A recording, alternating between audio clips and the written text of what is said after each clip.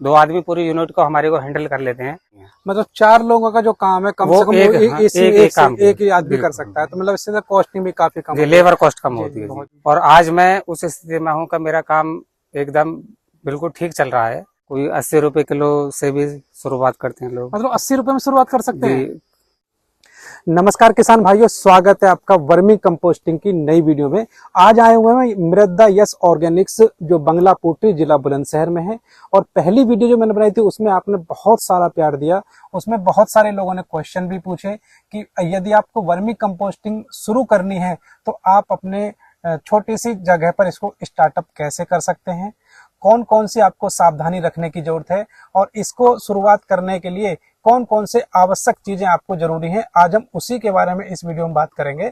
और आज की जो वीडियो किसान भाइयों बहुत ही ज्यादा इंफॉर्मेटिव और इंटरेस्टिंग होने वाली है, तो प्लीज वीडियो को बिल्कुल भी स्किप ना करें, अंत तक जरूर देखें। और वीडियो में बताई गई जानकारी किसान भाइयों यदि आपको अच्छी लगी तो प्लीज वीडियो को एक लाइक जरूर दीजिएगा। यदि चैनल पर पहली बार आए और अभी तक चैनल को सब्सक्राइब नहीं किया है तो प्लीज चैनल को सब्सक्राइब करिएगा, साथ में बेल आइकन को जरूर दबाइएगा जिससे आने वाली हर वीडियो का नोटिफिकेशन सबसे पहले आपके पास पहुंचे। तो चलिए पीछे की तरफ चलते हैं। यहाँ पर राजेंद्र कुमार जी हैं और जो कि इसको यूनिट को काफी दिनों से देख रहे हैं। आज क्वेश्चन के माध्यम से उनसे पूछेंगे कि किस तरह से इसको स्टार्टअप आपको करना है, कौन कौन सी आपको सावधानी रखनी है। तो चलिए पीछे की तरफ चलते हैं और आपको दिखाते हैं। आइए इधर की तरफ। तो किसान भाइयों हमारे साथ में है मिस्टर राजेंद्र कुमार जी जो कि काफी दिनों से इसको चला रहे हैं।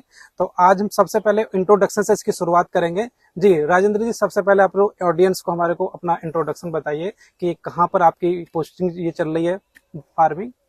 जी मेरा नाम राजेंद्र कुमार है और मैं बंगला पोटरी का निवासी हूँ। मैं यहीं पर अपने गाँव में ही करीब 5.5 बीघे जमीन में ये वर्मी कंपोस्ट का काम कर रहा हूँ। ये मुझे करीब 4.5 या 5 साल हो गए लगभग इस काम को करते हुए। और आज मैं उस स्थिति में हूँ कि मेरा काम एकदम बिल्कुल ठीक चल रहा है। और इसमें मेहनत करने के बाद में मैंने आज इस लाइन पर ले आया हूँ अपने काम को, आज मैं बेहतर स्थिति में हूँ अपने काम। बिल्कुल, बहुत बढ़िया। तो मैं जानना चाह रहा हूँ कि यदि हमारे छोटे किसान भाई इसको स्टार्ट को कम से कम उसमें शुरू करना चाहें तो कितना उनको इन्वेस्टमेंट करना होगा, इसके बारे में जरा मैं किसान भाइयों को बताना चाहता हूँ सर के ये काम बहुत सारे लोग कर रहे हैं यूपी में हमारे में। जी। लेकिन ये काम जो मैं जिस तरीके से कर रहा हूँ ये तरीका उत्तर प्रदेश में लगभग 5% लोग कर पाते हैं, क्योंकि ज्यादातर लोग पिन्नी का ही इस्तेमाल करते हैं, पॉलीथीन का। हाँ, मैं देख रहा हूँ यहाँ पर पन्नी आपने कहीं नहीं लगाई मैंने है। कहीं भी पॉलीथीन का यूज नहीं किया हुआ है, बिल्कुल लो कॉस्ट पर काम शुरू किया है। खाली गोबर को लेके आना, बस एक बार वन टाइम केंचुए खरीद के लेके आने आपको और बेड बनाने नाप तोल के, उसके बाद में उसमें केंचुए डालने, बस बाकी का काम वो करते रहते हैं और खाद निकालना है।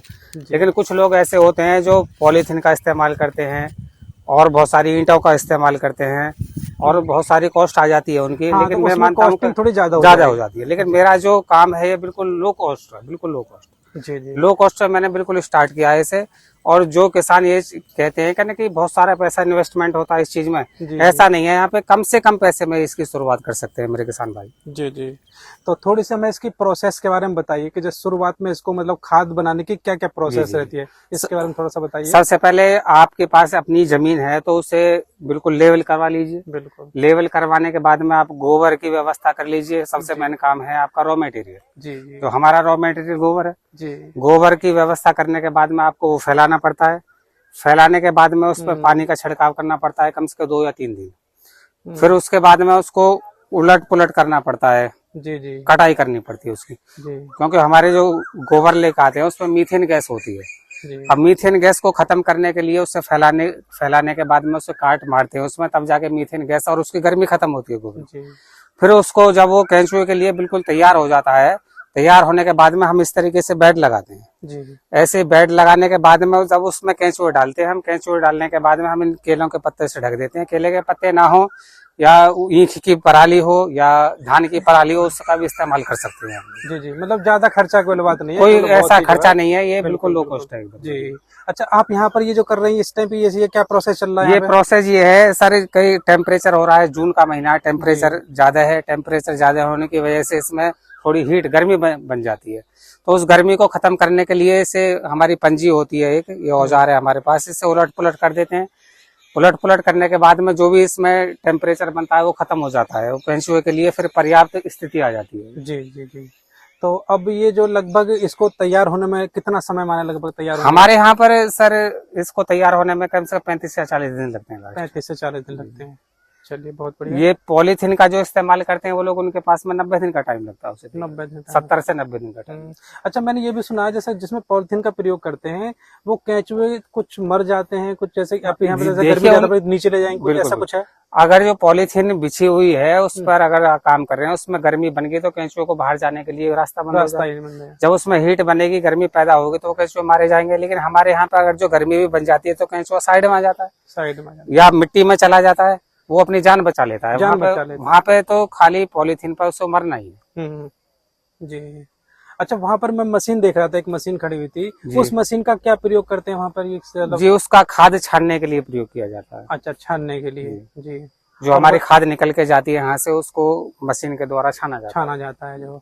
हाँ, मैंने देखा कि आपके यहाँ पर बहुत अच्छी खादी बन रही है और कई जगह पर मैंने सुना है कि इसमें मिक्सिंग वगैरह भी लोग कर देते हैं, कुछ गन्ने की महली वगैरह इत्यादि होती है।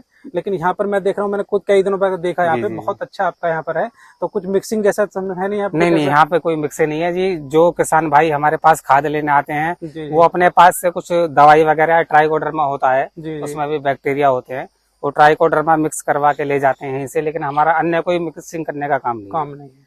चलिए बहुत बढ़िया। जो तो यहाँ पर मैं पीछे की तरफ देख रहा हूँ, एक ट्रॉली यहाँ पे खड़ी हुई है और कई जगह पर मैंने जाकर देखा तो वो गोबर को सर पे लख के डालते हैं जाके। तो इसमें ट्रॉली का आपका क्या बेनिफिट है, जरा उसके बारे में जरा बताइए एक बार आके। ये आपने कहाँ से ली, कैसे ली, कितनी कॉस्टिंग की पड़ती है? तो ये यहाँ पे इसको क्या क्या बोलते हैं? इसको हैंड ट्रॉली बोला जाता है। जी जी। ये हैंड ट्रॉली ये अच्छे से काम करती है, लेबर कॉस्ट इसमें बहुत कम आती है। पहले क्या होता था, जब हमने स्टार्टिंग की थी तो सर पे परात लेके हम गोबर को डालते थे हर बेड पे। परातों के द्वारा ही गोबर खाद को निकाला जाता था और एक एक करके ले जाया जाता था वहां से। अब ऐसा नहीं है, अब तो एक ही आदमी हैंडल कर लेता है इस काम को। एक अगर जो आवश्यकता पड़ती है तो 2 आदमी, ज्यादा से ज्यादा 2 आदमी पूरी यूनिट को हमारे को हैंडल कर लेते हैं। और इस ट्रॉली का इतना बेनिफिट है कि अब परात से नहीं, एक हैंड ट्रॉली में हमारी 4 परात एक साथ चली जाती हैं। मतलब 4 लोगों का जो काम है कम से कम एक ही आदमी कर सकता है। तो मतलब इससे कॉस्टिंग भी काफी कम, लेबर कॉस्ट कम होती है बहुत ज्यादा। अच्छा, पीछे की तरफ ये कुछ पानी का प्रोसेस अभी चल रहा था, मैं देख रहा था। तो वो यहाँ पे क्या होता है? ये टेम्परेचर ज्यादा है, जून का महीना है, तो इस वजह से उनको केंचुओं को पानी दिया जा रहा है। जी जी। और पानी नहीं देंगे तो केंचुए मारे जाएंगे, इस वजह से उनका टेम्परेचर मेंटेन करने के लिए पानी। तो यहाँ पर देख रहे हैं हम, आप चारों तरफ देखिएगा कितने सारे यहाँ पर ये बेड हैं। लगभग कितने बेड होंगे लगभग यहाँ पर? मेरे पास ये 80 बेड है जी। 80 बेड है यहाँ पर जी।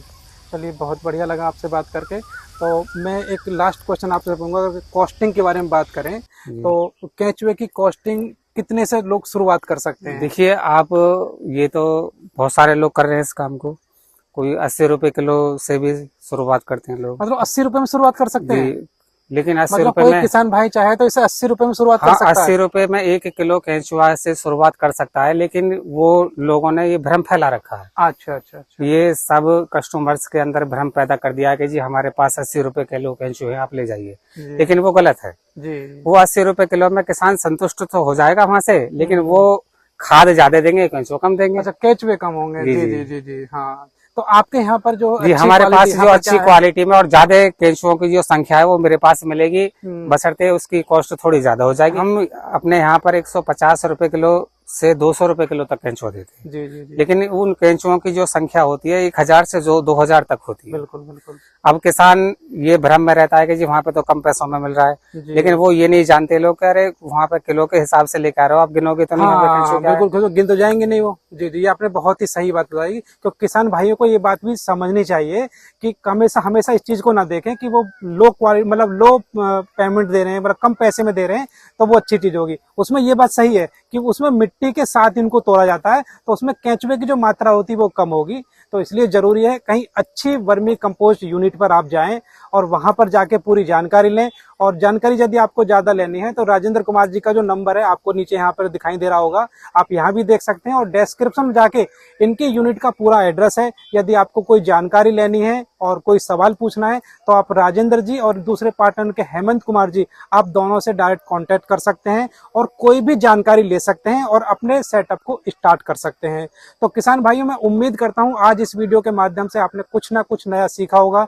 यदि आपने नया सीखा है तो प्लीज वीडियो को एक लाइक जरूर दीजिएगा। चैनल पर पहली बार आए हैं या फिर अभी तक आपने चैनल को सब्सक्राइब नहीं किया है तो प्लीज चैनल को सब्सक्राइब करिएगा, साथ में बेल आइकन को जरूर दबाइएगा, जिससे आने वाली हर वीडियो का नोटिफिकेशन सबसे पहले आपके पास पहुंचे। और वर्मी कंपोस्ट के संबंध में पहले भी बहुत सी वीडियो बना चुका हूं, आप चाहे तो उन वीडियो को देख सकते हैं। 2 वीडियो का जो लिंक है वो आपको एंड स्क्रीन पर दिखाई दे जाएगा, आप चाहे तो उस वीडियो को ही पूरा जरूर से देखिएगा। और मैं आपसे रिक्वेस्ट करूंगा, यदि आप इसकी वर्मी कंपोस्ट आप शुरू करना चाहते हैं तो ये आपके लिए शुरू करने का जो बेहतर समय है वो लगभग नवंबर के आसपास का समय रहता है, क्योंकि उस टाइम पे क्या होता है कि ये इनका केंचुए की ब्रीडिंग का टाइम होता है। और इस दौरान यदि आप आपको 1 किलो से आप उनकी शुरुआत करते हैं तो लगभग जनवरी फरवरी तक ब्रीड होने के बाद लगभग 4 से 5 गुना तक आपके केंचुए बढ़ जाएंगे। तो इस तरह से आप इस स्टार्टअप को कम से कम इन्वेस्टमेंट करके इसको शुरुआत कर सकते हैं और बहुत अच्छा मुनाफा कमा सकते हैं।